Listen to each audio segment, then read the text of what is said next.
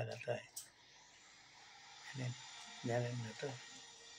এরকম সুন্দর green tea করে দেবে, তারপরে কুটকাচালি শুরু করবে, কেমন দেখুন পুরোনো হিস্ট্রি করতে হবে।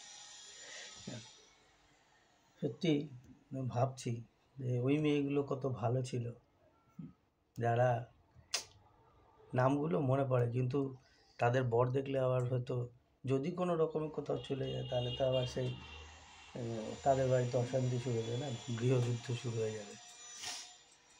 সত্যি একটা মেয়েকে খুব মিস করি, দুটো মেয়েকে খুব মিস করি, একটা হচ্ছে ডালিয়া, একটা হচ্ছে রিয়া।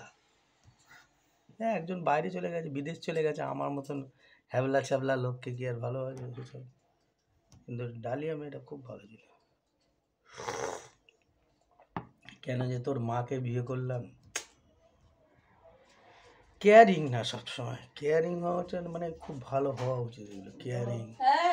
ওই জল চলে এসছে, ক্যামেরা দেখে মনে হয় কিছু বলছে না।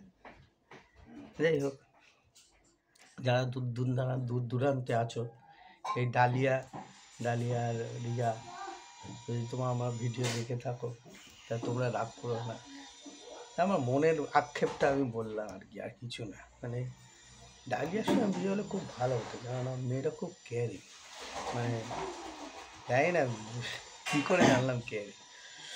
যাই হোক, এই ছেলের সঙ্গে একটু বসে বসে গল্প করলাম, এই আর কি। ছেলের পরীক্ষা তো, বেশি বিরক্ত করা ঠিক না, ওর মা আবার শুনলে গালাগালি করবে।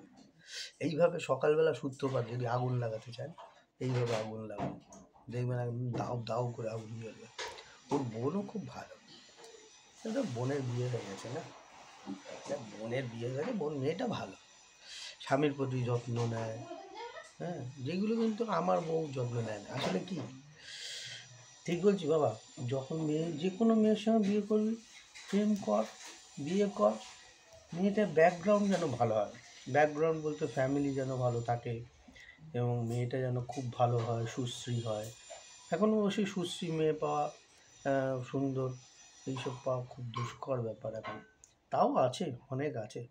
আর যত পারবি একটুখানি হ্যাবলা টাইপের মেয়ে বিয়ে করবি, যার বাবার অনেক পয়সা আছে, এক চড়ে বসাবি, এক চড়ে ওঠাবি, এইরকম ধরনের মেয়ের সঙ্গে বিয়ে করবি, যারা কি তোকে ভালোবাসবে, বুঝেছিস? যেমন আমার মতন না, সারাক্ষণ গালি গালাজ, কিল ঘুষি, মিতালি, বাবারে ভয় লাগে। যাক গে, এইটুকুনি থাক। হ্যাঁ।